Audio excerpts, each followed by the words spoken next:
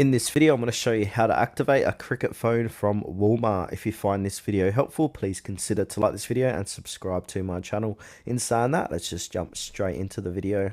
Okay, so what we first need to do is insert that SIM card. So if your Cricket phone came with a SIM card, insert it into the device. If you already have a Cricket SIM from another phone, you can use that instead. Now, turn on your phone and make sure it's charged. Connect to Wi-Fi if possible so updates and setup goes smoothly. Then from here on your computer or mobile device, we want to go to cricketwireless.com/activate to activate your phone. So go ahead and click on that ready to activate button.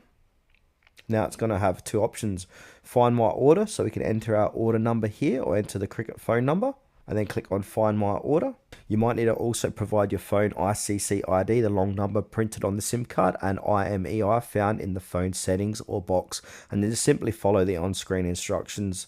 And then we need to set up a service and plan. So if you bought just the phone, you may need to choose or link to a Cricket Wireless plan.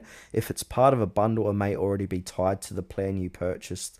Then from there, simply restart your phone. So once activation is complete, restart the phone. You should see Cricket as your carrier in the top bar.